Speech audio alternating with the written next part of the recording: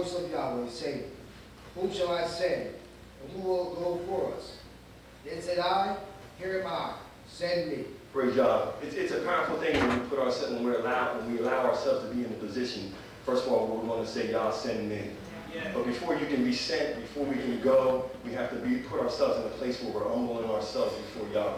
Every man or every minister, all the brothers in the scriptures, they had to seek Yah's face. But along with seeking Yah's face, Yah would a lot of times put a mentor in front of them, whether it was Elijah and Elisha, whether it was Saul and David, regardless of who it was and where they went and what they did, there was always somebody or something there. And then sometimes you look at the David and the Saul's example, it wasn't the type of example where Saul, in other words, Saul was a persecutor as he was basically teaching David what he needed to learn. But David stuck in there and he learned what he needed to learn to progress and move on. Go ahead, brother, read.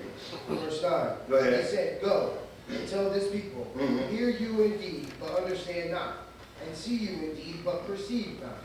Make the heart of this people fat, and make their ears heavy, and shut their eyes, lest they see with their eyes, and hear with their ears. 9th verse, he said, And go and say, and tell the people, Hear you indeed, but understand not. It's imperative that when we hear, that we understand what we're hearing, because if we're hearing something, then we're not really having the depth of the understanding of it, or the comprehension of it, then we can't walk it out. In other words, we can't apply it. And that's why I often say, we don't only need knowledge, but we need wisdom. Wisdom to me is the application of what I know.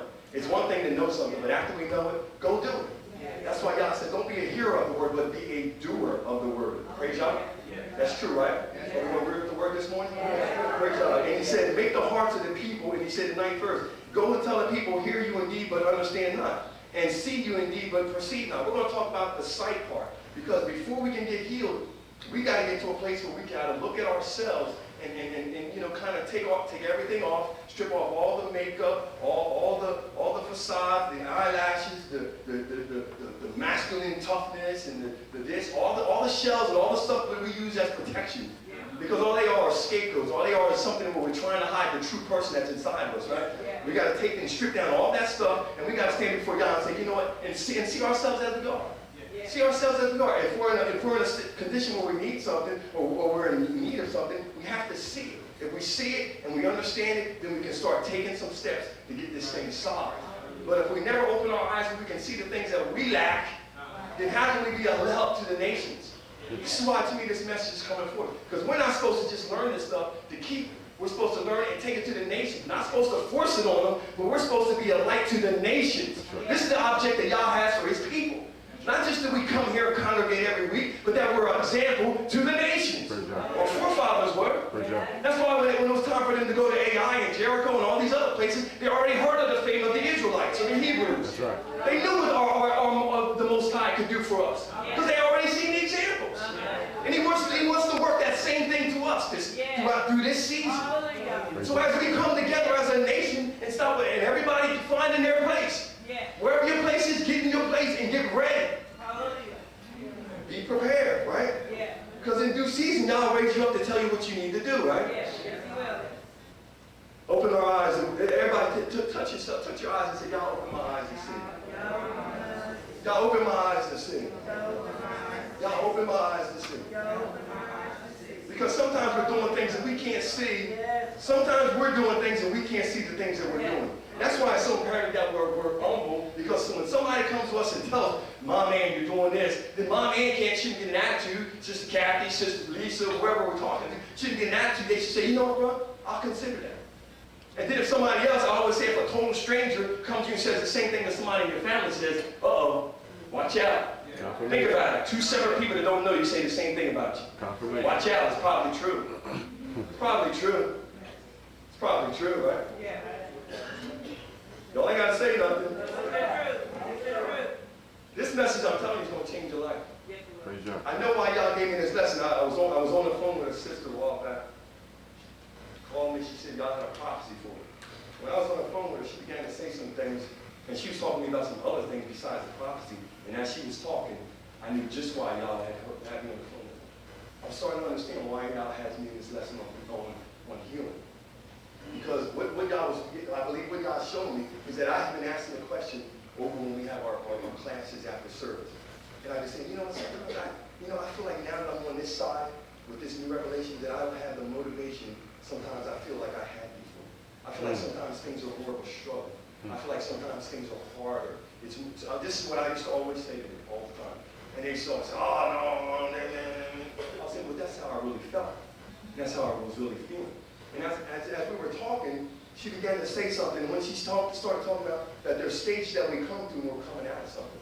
And she began to explain something to me. I understood that part of the stage what I was going through was a stage of mourning. I did not understand that. But I was coming out of a stage of mourning because whenever you leave something, whether it's a relationship, whether it's something that you truly, if it's something you truly believe and you sold out to it, you're going to mourn because a part of you that you sold out to, all of a sudden is being stripped away from you. It's true. It's true.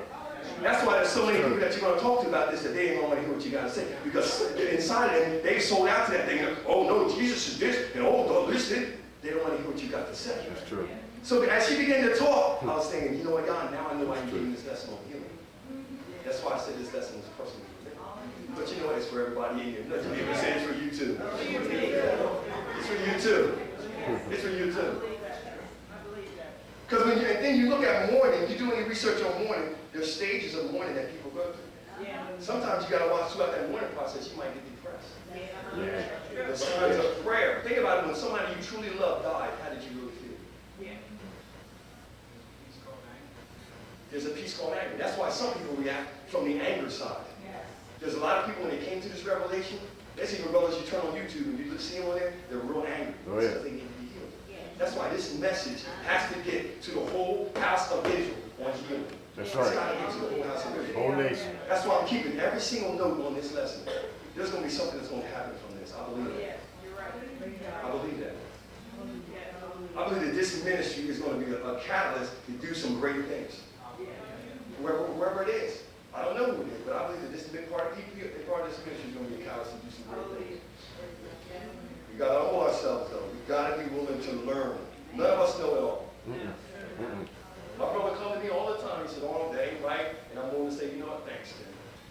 We got to be willing to say, you know what, I'm not right. My wife can come to me. Somebody should be able to come to you and say, Dad, your father should come to you, whoever.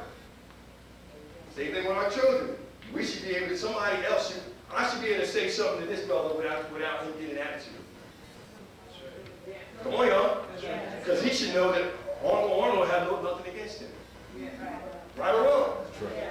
I've never shown myself to have anything against him, right? So anything I say should be a source of help, right?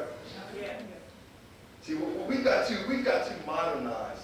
Because if you remember that we were a community, we helped each other. Everybody say help each other. But now everybody, we got we bought into the Willie Lynch syndrome where everybody's got to be individual.